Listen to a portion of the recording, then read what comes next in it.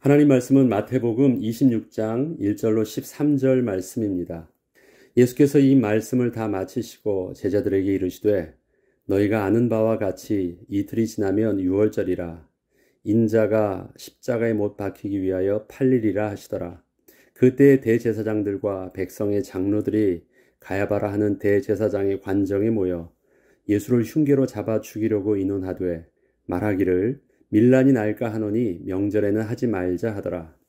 예수께서 베다니 나병 환자 시몬의 집에 계실 때 한 여자가 매우 귀한 향유 한 옥합을 가지고 나와서 식사하시는 예수의 머리에 부으니 제자들이 보고 분개하여 이르되 무슨 의도로 이것을 허비하느냐. 이것을 비싼 값에 팔아 가난한 자들에게 줄 수 있었겠도다 하거늘. 예수께서 아시고 그들에게 이르시되 너희가 어찌하여 이 여자를 괴롭게 하느냐. 그가 내게 좋은 일을 하였느니라. 가난한 자들은 항상 너희와 함께 있거니와 나는 항상 함께 있지 아니하리라. 이 여자가 내 몸에 이 향유를 부은 것은 내 장례를 위하여 함이니라. 내가 진실로 너희에게 이르노니 온 천하에 어디서든지 이 복음이 전파되는 곳에서는 이 여자가 행한 일도 말하여 그를 기억하리라 하시니라. 아멘. 베다니는 가난한 자들의 집이라는 뜻의 지명을 가지고 있는 지역입니다.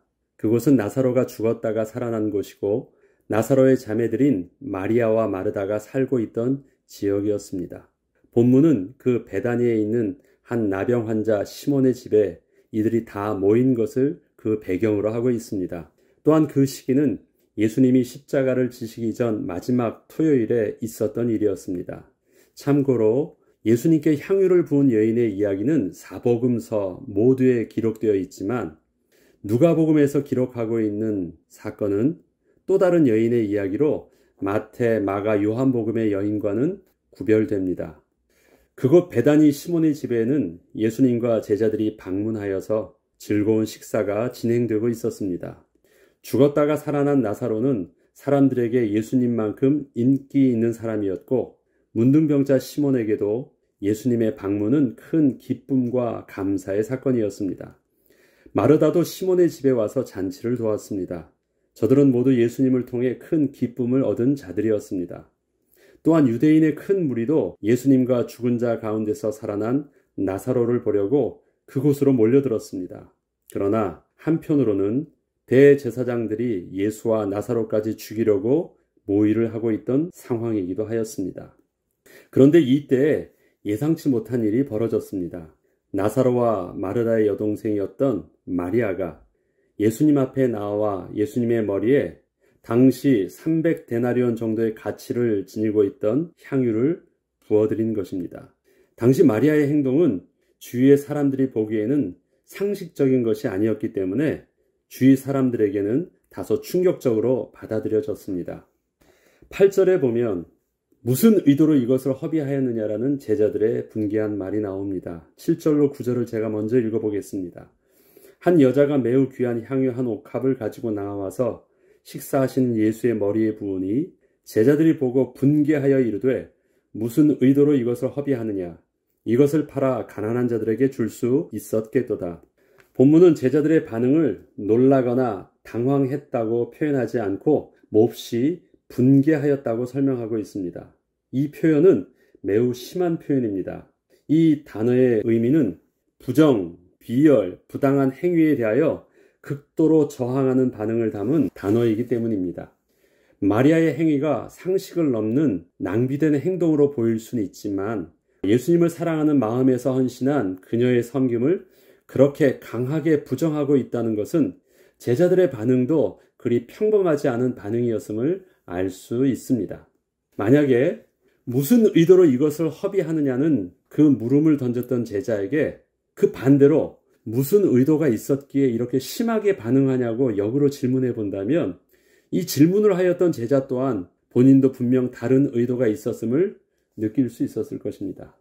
그 제자가 했던 또 다른 말을 보면 이렇게 짐작이 가는 의도를 엿볼 수 있는데 이것을 비싼 값에 팔아 가난한 자들에게 줄 수 있었겠도다는 이 말 속에는 마리아가 왜 그렇게 평범하지 않은 행동을 하였는가에 대한 궁금함이나 그 헌신에는 관심이 없고 단지 그 향유를 물질적 가치로만 바라보고 있던 그 제자의 모습을 보게 됩니다. 이것은 마치 내 돈이 쓸데없는 일에 낭비된 것을 아까워하고 있는 것처럼 반응하고 있음을 알 수 있습니다. 11절과 12절에 보면 예수님께서 이렇게 저들에게 답하여 주십니다. 가난한 자들은 항상 너희와 함께 있거니와 나는 항상 함께 있지 아니하리라. 이 여자가 내 몸에 이 향유를 부은 것은 내 장례를 위하여 함이니라. 이 일에 당사자 되신 예수님께서 직접 말씀을 하기 시작하셨는데 더 이상 그 여자를 괴롭게 하지 말라고 하시면서 그가 나에게 좋은 일을 하였다라고 설명해 주셨습니다. 그 여인의 행동은 낭비된 행동도 어리석은 행동도 아니며 주님을 위한 최선의 행동이었다는 것입니다. 그 이유에 대하여 주님은 두 가지로 설명해 주셨습니다.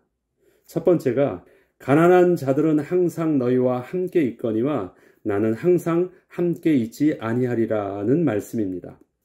항상 함께 있지 않는다는 말씀은 우선순위를 결정하는 기준 속에 지금이라는 시간의 기회를 놓치면 다시는 함께 할 수 없다는 것입니다.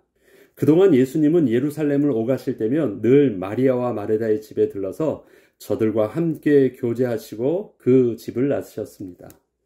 지금 마리아와 마르다의 만남이 처음이 아닙니다. 늘 예수님께서는 마리아와 마르다, 특히 나사로를 그 사랑하시던 자라고 표현하고 있습니다. 그리고 늘 오가던 길이었기 때문에 그 만남과 섬김은 자주 있었던 점을 알 수 있습니다. 이렇듯 마리아에게 예수님과의 만남과 섬김은 자주 있었던 일이었지만 이번에는 좀 다르게 마음의 준비를 하였습니다. 늘 예수님의 말씀을 귀담아 듣던 마리아였기에 이번 예수님의 방문은 자기가 예수님을 만나고 섬길 수 있는 마지막 기회가 될 것이라고 생각을 하고 있었던 것입니다.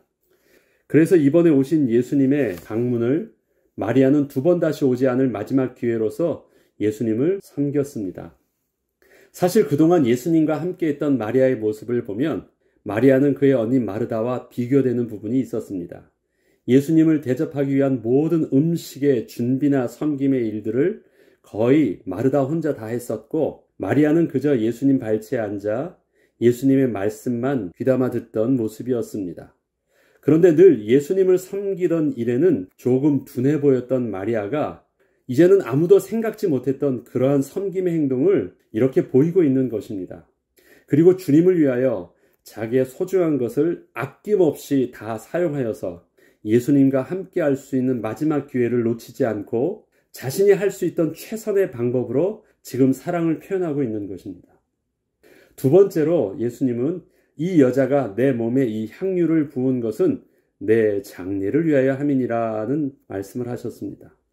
당시 예수님의 죽음에 대한 분위기는 예수님도 직접 말씀하셨고 주위의 소문도 점점 더 심각하게 들려오고 있을 때였습니다.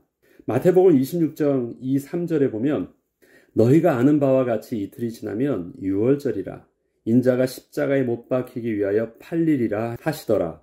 그때에 대제사장들과 백성의 장로들이 가야바라 하는 대제사장의 관정에 모여 예수를 흉계로 잡아 죽이려고 의논하되 예수님께서는 당신의 해 받으심과 죽으실 내용들을 잎이 앞장에서부터 여러 차례 계속해서 말씀하셨었습니다. 그런데 제자들은 그 말이 그 말이었구나라고 사실로 인식하지 못하고 있었어요. 아, 예수님이 좀 힘드시겠구나. 그 정도로 받아들였지 그 죽으심의 의미를 진짜 죽으심으로 십자가에서의 죽으심을 진짜 그렇게 비참한 형벌의 죽음으로 생각을 차마 하지 못하고 있었습니다. 사실 제자들이 이러한 분위기를 전혀 모르는 바는 아니었으나 설마 하는 마음이 있었기에 의도적으로 예수님의 죽음에 대한 부분들은 입에도 꺼내지 않으려 했습니다.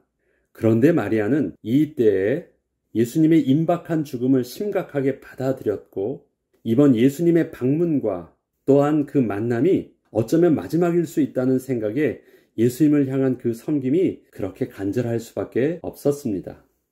예수님께서는 마리아의 그 섬김을 당신의 장례를 위함이라고 분명히 말씀하셨지만 저는 마리아가 행했던 그 일이 마리아가 예수님이 죽으신 후 그 몸에 향품을 발라드리는 그 일을 미리 생각하고 한 것인지는 사실 잘 모르겠습니다. 그러나 마리아에게 주어진 예수님을 향한 마지막 섬김의 기회를 놓치지 않고 최선을 다해 맞이했던 그 모습이 결국 제자들의 비난과는 정반대로 온전히 마음을 다해서 예수님의 공생의 마지막을 영광스럽게 마무리하는 그 일에 귀하게 쓰임받게 된 것은 사실이었습니다. 그리고 주님의 몸에 향품을 발라드린 유일한 사람이 되는 축복도 얻게 된 것입니다. 12절과 13절을 보면 이 여자가 내 몸에 이 향유를 부은 것은 내 장례를 위하여 함이니라. 내가 진실로 너에게 이르노니 천하에 어디서든지 이 복음이 전파되는 곳에서는 이 여자가 행한 일도 말하여 그를 기억하리라 하시니라. 어떻게 해서 마리아가 행한 일이 왜 예수님의 복음이 증거되는 곳에서 함께 기억되어야 할까요? 그것은 마리아는 예수님의 죽음 이전에 예수님께서 직접 말씀하셨던 십자가의 고난과 죽음 그리고 부활의 메시지를 사실로 받아들이고 주님을 맞이한 유일한 사람이 되었기 때문입니다. 죽음 이후에는 다 사람들이 알 수 있었지만 죽음 이전에 그 말씀을 사실로 받아들이고 그렇게 행동하고 그렇게 신앙을 고백했던 유일한 사람이라는 것입니다. 당시 사람들은 예수님께서 더 이상 함께 하실 수 없음을 여러 차례에 걸쳐서 말씀해 주셨지만 저들은 설마 하다가 그 기회를 모두 놓쳤고 예수님의 죽음을 제대로 맞이하지 못했습니다. 결국 제자들은 당황하여 도망치기 바빴고 예수님의 마지막 장례를 위하여 향품을 발라드리러 무덤으로 갔었던 여인들도 사실 빈 무덤만 보고 그냥 돌아와야만 했습니다. 결국 예수님의 죽음을 미리 준비했던 자도 또한 그 몸에 향품을 발라드린 사람도 오직 옥함을 깨어 예수님께 쏟아부었던 그 마리아가 유일했습니다. 그녀만이 유일하게 예수님의 장례를 담당하는 축복을 얻게 되었고 누리게 되었습니다. 우리가 구원을 얻을 유일한 기회는 바로 우리의 생명이 살아있어 주님께서 우리를 부르시기 전까지입니다. 그런데 우리는 그 때를 아무도 알 수 없습니다. 그렇기 때문에 어쩌면 바로 오늘 복음을 듣고 있는 지금 이 시간이 주님을 영접할 수 있는 마지막 기회가 될 수도 있습니다. 예수님께서 복음이 전파되어지는 그 모든 곳에서 이 마리아가 했던 일도 함께 증거되어야 하리라는 말씀은 무엇입니까? 예수 그리스도의 복음이 증거되어질 때 너희는 지난날 그 예수님의 말씀을 사실로 받아들이지 못하고 기회를 놓쳤던 제자들과 저들과 같은 어리석거나 안타까운 자가 되지 말고 예수님의 구원의 초청을 지금 바로 온전히 받아들이라는 그 경고의 말씀을 마리아의 경우를 들어서 강조해 주라는 말씀이십니다. 우리가 주님께 행한 일 중 가장 좋은 일은 무엇일까요? 오늘 말씀의 제목처럼 주님께 행한 일 중 가장 좋은 일, 그것은 이 땅에서 예수님의 죽음과 부활하심, 그리고 다시 오실 주님을 내가 믿고 나의 구세주로 주님을 영접한 것입니다. 아직 우리에게 기회가 주어져 있을 때, 그리고 이것은 우리가 살아있는 동안 주님을 위한 가장 좋은 일로 행하여야 할 일이고 또 우리가 증거할 유일한 메시지도 될 것입니다. 모든 사람들은 후회를 합니다. 그러나 후회하지 않고 먼저 하는 것, 그것이 하나님께서 우리에게 주신 축복입니다. 지나고 나면 다 알 수 있습니다. 그러나 복은 지나기 전에 받는 것입니다. 어떻게 가능합니까? 오늘 우리에게 주시는 그 말씀을 지금 내게 주신 말씀으로 받고 믿음으로 순발력 있게 반응하는 것입니다. 그 제일 첫 번째가 구원의 메시지를 받고 내가 오늘 바로 영접하는 것, 기회를 놓치지 않는 것이 첫 번째고, 또 오늘 우리에게 주시는 말씀을 내일 내가 적용하는 것이 아니라 오늘 내게 주시는 하나님의 음성으로 듣고 오늘 그 기회를 놓치지 않고 온전히 전심을 다하여 그렇게 순종하고 그 말씀에 반응하고 헌신하는 것입니다. 그것이 마리아의 축복을 또 우리가 오늘도 받을 수 있는 축복의 비밀인 것입니다. 기도하겠습니다. 하나님 아버지 감사합니다. 우리에게 주님의 말씀이 기회를 놓치지 않고 오늘 누려야 될 주의 말씀으로 우리가 믿음으로 우리의 마음에 심기를 원합니다. 또 우리의 귀로 듣기를 원합니다. 우리 눈으로 보기를 원합니다. 어제 했던 일도 아니고 내일 해야 할 일도 아니고 오늘 내게 주시는 축복의 말씀으로 매일매일 일용할 주의 말씀 속에 우리가 살게 하시고 또 그 귀한 말씀을 오늘 증거해야 할 복음의 말씀으로 또 놓치지 않고 증거할 수 있는 귀한 전도자의 사명도 감당하게 하여 주셔서 우리가 주님께 행한 일 중 가장 좋은 일이 무엇이었냐라고 주님께서 물으실 때 나는 주님의 시간표를 놓치지 않고 잘 감당하였습니다 라고 고백할 수 있는 주님의 제자요 주님의 자녀로 주 앞에 서게 하여 주옵소서. 감사드리며 우리 주 예수 그리스도 이름으로 기도합니다. 아멘.